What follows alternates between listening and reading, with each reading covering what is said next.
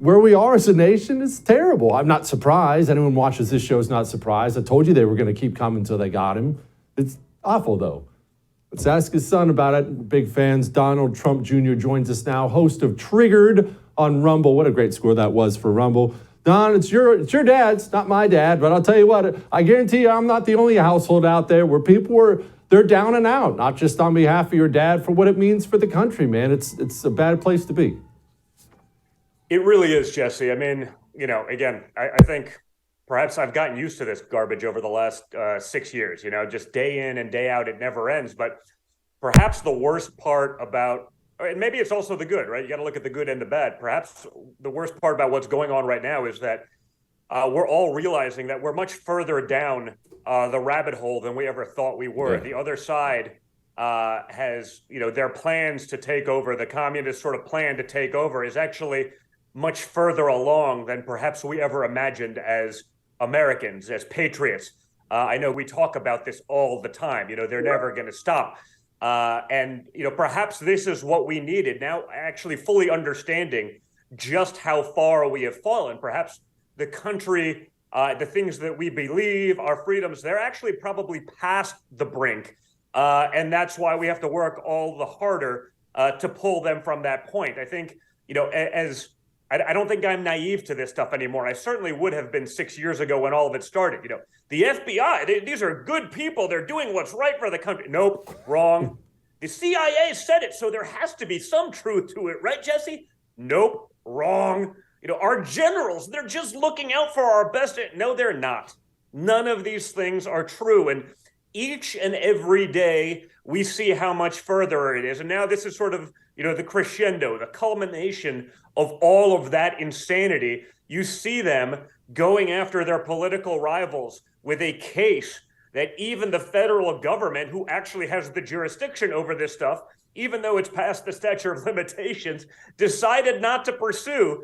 But a Soros-funded district attorney is doing his job, and George Soros is getting a great return on his investment. And the lackeys in the mainstream media are going after people like me saying, well, George Soros never directly met the guy. I didn't say he met him. He funded the super PAC to the tune of $1 million to elect this guy. And there, the leftist media is going into full force and effect, running cover for everything that's going on. And, guys like you and Jesse, guys like me, and I think we share a pretty common worldview as it relates to some of this stuff. We've been saying it out loud for a long time, but sometimes it takes this. It takes seeing it with your own eyes to actually be like, holy crap, those guys aren't insane. They're actually 100% right. We're not the conspiracy theorists. We're taking what we see every day and doing what rational people do and coming to a very reasonable conclusion. And I think the American people should be doing just that. And again, as awful as it is, for my family, it's just at this point, it's another Monday and tomorrow will be another Tuesday because I've been dealing with this for 6 years. When they tried me for treason, a crime punishable by death. And, we've covered this. I understand I'm not the upstanding human being that Hunter Biden is, but I think if I were Hunter, I'd be in jail right now. And if I was doing the things that he was doing, it would be a big story, not covered up by the intelligence community, not whitewashed by big tech and mainstream media. It would be called out for what it is, which is corruption at the highest levels of government. Maybe you're right. Maybe it is as dark as today and tomorrow are going to be, unprecedented dark. Maybe that is a good way to look at it. This is what the country needed. And you can shout it from the rooftops on your show, and you do all day long. I can shout it all day long. But sometimes people need to see something that truly, truly shocks them to actually wake up and realize where we are. So, okay, this is where we are. We have an incredibly corrupt system from the FBI on down. The breadth of that is part of what is so disheartening for so many people. And to be totally honest, Don, I'm not a defeatist. I think we'll be fine in the end. It's disheartening to me. I have moments, especially in the past 48, 72 hours, where I'm thinking, golly, I don't know how we're going to work our way out of this daggone thing. So where do we begin, Don? Where do we begin working our way out of it? I don't want to live in a country like this. You don't. Nobody does. What's step one? Not step 100. Where do we begin? First of all, I think we all have to become unafraid. I think the number one thing that the other side has done is boxed anyone with a rational opinion into a corner. You know, if you don't believe every single thing of the ever-changing whims of the trans movement, then you can't be a part of polite society. You must agree with everything that they say. And if you don't, you're out. Now, they can change their mind every 2 seconds, and they get to set that. You know, they're not, you know, as far as the power of society, it feels like they're much more powerful than any group in this country, even if they only make it up a tiny, tiny, tiny fraction of this country. And yet the world would have you believe that, you know, they are going through a genocide. I'm not aware of one.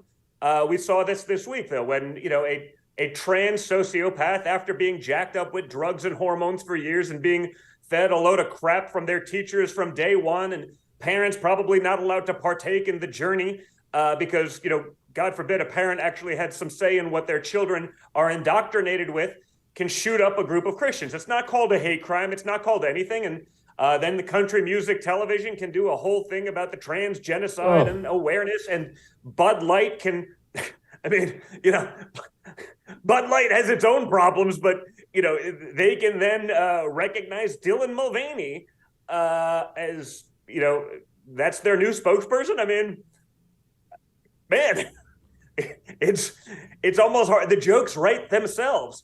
But we're living in that reality, and that's what's going on day in and day out. It's just another example of that. So we have to become unafraid. If we band together, they can't cancel us all. But we saw they could take out the most powerful guy in the world, you know, and cancel him at any given time. But when people wake up and realize what's going on, and hopefully this is one of those instances where, you know, you get the proverbial kick in the groin and you have to get in the game.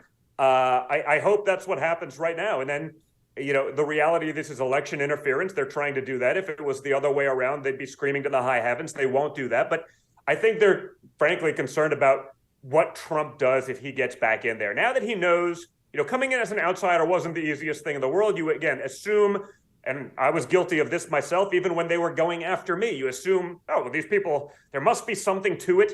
There isn't. But now, you know, Donald Trump, as a lame duck, frankly, is far more dangerous to them than anything imaginable. And I think you got to go in there. You got to implement Schedule F. You got to get rid of the bureaucrats. You got to burn it down and start from scratch. And I think unless you do that, you know, some of that hope that we still have, that's probably gone.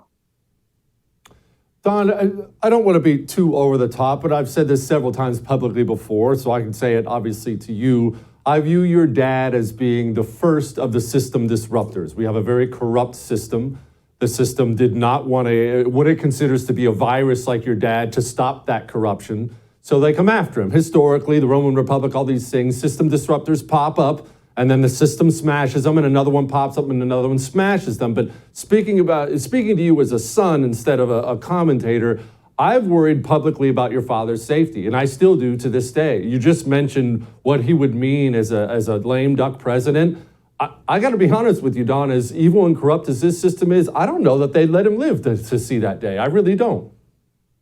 Well, listen, I don't, you know, I would hope not, but yeah, like, does anything surprise you, right? Again, I would have thought that Anthony Fauci would function in the best interests of the people of the country in the midst of a pandemic. Like, of course they're doing it nobly and honorably and not covering up their nonsense. Like, of course, there's literally hundreds of millions of people and billions of people around the world. Again, you know, it's easy to sort of look, you know, at the time and be like, what? But you look back and be like, wait a second. No, there's actually no pretense of them functioning nobly. You must dispel those notions. And that's really hard to do, Jesse, as an American, someone who brought up wanting to believe these things. That's brutal, actually. And yet, I think you know that now. I don't think that there's anything that's off the table for them. And they've proven that over the last 6 years. There's literally nothing they wouldn't do to preserve their power, to enrich themselves for the future, to do so under the guise of, you know, protecting America. We see that every day with Ukraine. We certainly saw it during the pandemic. We saw it with the vaccine. It never ends. But again, maybe, you know, just like you need the great disruptor, maybe you need those terrible instances to actually get people to be like, oh my God, like it's broken. And that's a hard thing to come across. You know, I want to believe that we are the country we've been led to believe we are our whole lives. But guess what, Jesse? We aren't, and we haven't been for a long time. What a wake-up call, man. It's so true. I remember applying to the FBI when I was a kid. Not fake, I was a kid, but it was years. It was all I ever wanted, and my goodness, you couldn't pay me enough to join that place. Now, Don Jr., best of luck to you and your family. Just on a personal note, best of luck to y'all. Support the First TV today and get instant access to exclusive specials like Who is Ron DeSantis, the history of FBI scandals, and America's worst presidents. Visit thefirsttv.com/support or download the First TV app to become a supporter and start watching today.